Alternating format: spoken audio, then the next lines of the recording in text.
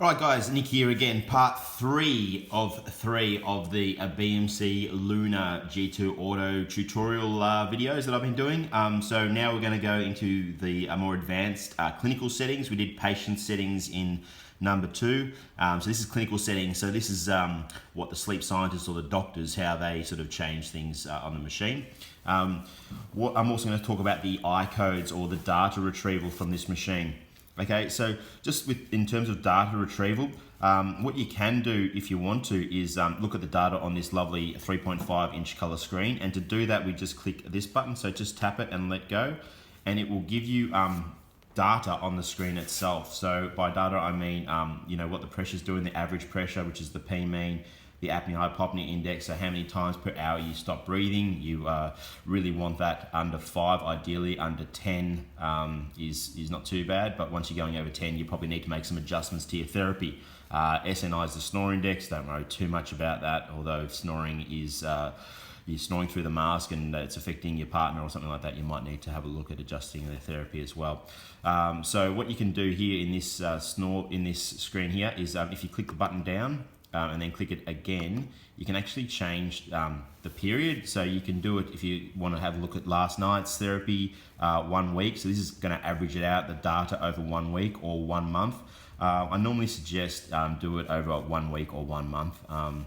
Is a good indication of, you know, the therapy. 1 day, you know, you can have ups and downs over the day, but you want to have a look at the averages is the main thing. So 1 week, and then you can have a look just on the screen if you just want to have a quick look-see at the data.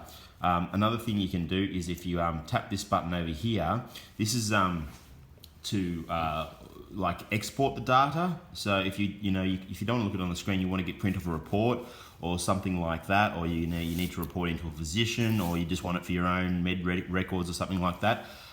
These machines use a system called ICODE. And you can do it a few different ways in terms of getting the data off the screen onto your computer so that you can print it off, share it, PDF it, that sort of stuff. So what we're going to do is, if you just press this button here, it's going to bring up this, what we call a QR code. Now, I'll put a link to an app you can download for your Apple phone or Android phone in the description of this video. So you can download a link, and basically you can just hold your smartphone over that QR code, and the actual scanner will scan that code, and you'll be able to then just on your phone look at the data and print it and share it and do whatever you want from your phone there. So that's really cool, using this QR scanner that you can download the app for, and I'll put a link into the description of this video. So you can check out that link and download it onto your iPhone. You can also go here to these what we call ICODEs. So these ICODEs are just a string of numbers here, and if I rotate the dial here, you can see it's going ICODE 1, and then I rotate it goes ICODE 7 and ICODE 30. So this is basically data for 7 days, data for 30 days averaged out like it was before at the start when I showed you. Now all you do is you take these numbers, and I'll put a link into where you can put those numbers in. It's just a link, like a URL that you put into your internet browser. You can put those numbers in, and then just click generate report. You put in the serial number of the machine, you know, your physician, whatever, blah, blah, blah, blah, blah, and generate a report. So once again, ICODE 7 or ICODE 30 is probably the days, but you can go up further, ICODE 90, ICODE 182, ICODE 365, if you really want to have a look at your yearly averages. Okay, so we'll just go back to back there. So that's how you can do that. Once again, click the description of this video if you want to get those links to those bits of software. So let's go into the clinical settings. So to get into the patient settings, if you watch part 2, you just press and hold down this button for 3 seconds. That gets you into the patient settings. To get into clinical settings, you've got to hold down both buttons simultaneously for a bit longer. So there you go. It's about 5-6 seconds. Now we're in the back end of the machine, so this enables us to change things to do with the actual therapy itself. So you can see there's a few different things down here. You've got mode, so that's the mode of the machine. To change anything, all you do is just click it, and then it highlights it, click it again, it turns the color, and then you can rotate these dials. So if you're getting an automatic machine, you probably really wouldn't run it in anything other than auto, because Otherwise you'd just get a fixed pressure machine. You wouldn't spend more money buying an automatic machine. So probably just leave that in automatic mode. Your min Apap is your base level. So that's your starting pressure or your low, how low the machine. So you have your min Apap and your max Apap, and the pressure just alternates in between those depending on your breathing. So, you can start that, 4, 5, 6. Some people like to start at a higher pressure.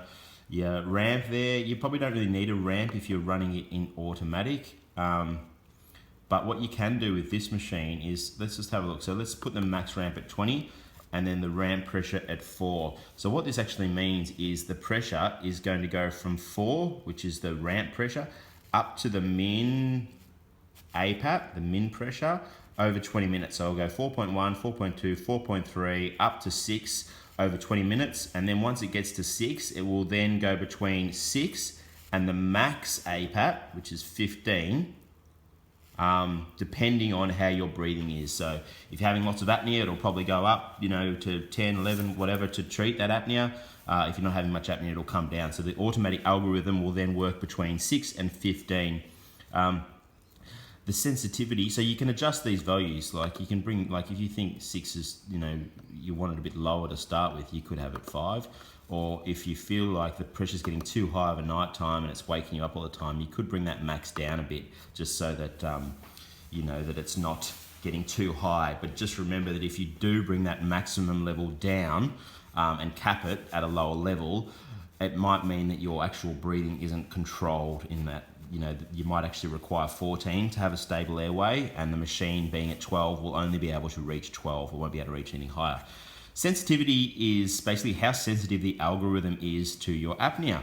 So by that it means how fast the machine's pressure will change to treat the apnea. So if you've got a low sensitivity, it means it'll require a number of apneas in a row to actually increase the pressure. Whereas if you've got a high sensitive, like a 4 or a 5, it means that, the pressure is basically going to change with every sort of apnea. So if you're someone who's sensitive to pressure changes, like, you'd rather it just be slow and gradual changes over,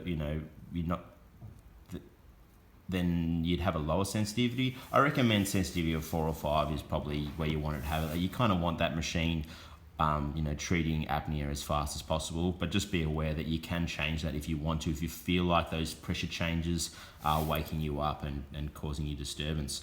Automatic on machine just means you can put your mask on, start breathing, and the machine will turn on automatically and start delivering the air. Automatic off, same thing again, we can turn that on, means that you take the mask off and the machine will turn off automatically. You don't have to press the buttons. Leak alert, if you want the machine to start beeping at you, if your mask isn't sealing well, then turn that on, but I recommend keep that off. Reslex is what we call pressure relief. So it's exhalation pressure relief. As you're breathing out, the machine reduces the pressure to make it easier to breathe against the CPAP pressure.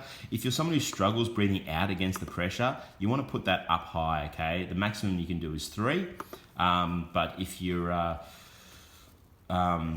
if you're fine and you don't mind the pressure, you can have it at 1 or 2. So you can just play around with that, but basically the higher you go in the number, the more the machine will drop the pressure as you breathe out, okay? So as you breathe in, you'll get the full pressure. As you breathe out, the machine will drop the pressure. Be aware it tends to make the machines a little bit more noisier because that motor is changing speed, okay? It is going from high level of pressure, low level of pressure, high level of pressure, low level of pressure, and so on. And then you go back, so you just click back and it takes you back to the home. Okay, so I'll just go back up to home there, and we're home. All right, so what you can do is, I'll just accidentally turn that on, so let me just turn it off.